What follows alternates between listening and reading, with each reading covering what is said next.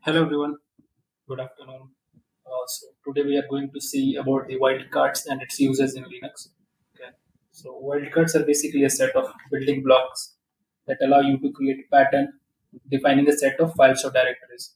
Okay, so this is the definition of wildcard, and I know the definition might not be clear to some of you. So what I'm going to do is I'm going to explain you about various types of wildcard with proper examples.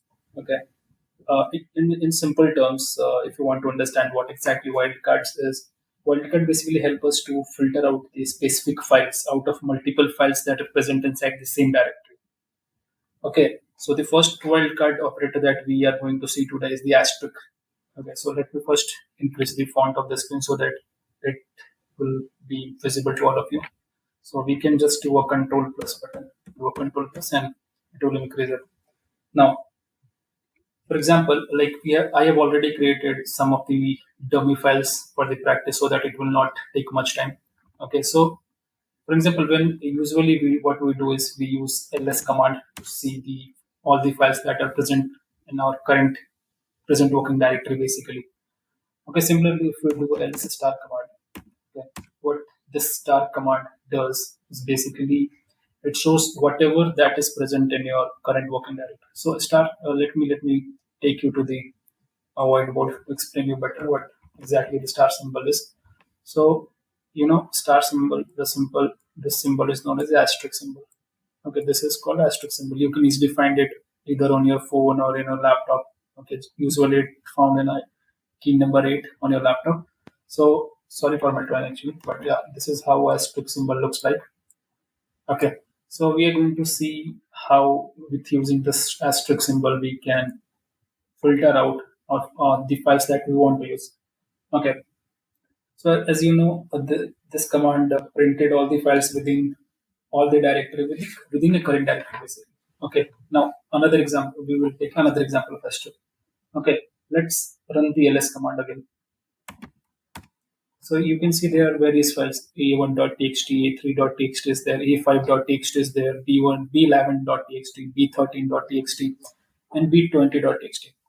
And for example, like if you are working for any organization, or even if you are a fresher and going to join any organization, okay, and one day your manager came to you and asked you to get the files that begins with B. Okay, so if now you can see the number of files are only 6. So here you can easily do ls command and tell them, okay, there are like 3 files starting with B. That's easier, but it is quite difficult when you have a huge amount of files. That what usually happens when you work for any project in an organization. Okay, so if you have a large number of files, it could be a very difficult task to you to get the exact number of files that start with B. So here the asterisk symbol helps. Okay, let's run a command ls b star the asterisk symbol dot txt. Okay, see, it basically printed out only those files or give you the only those files that start with B. Okay, it eliminated the other 3 files that are like starts with A1, A3, A5. So this is one of the example. Okay, that also it basically matches the extension as well. Okay, if for example now for example if I create any file now touch with like brother without any extension, I'm not giving any, or let's give an extension log.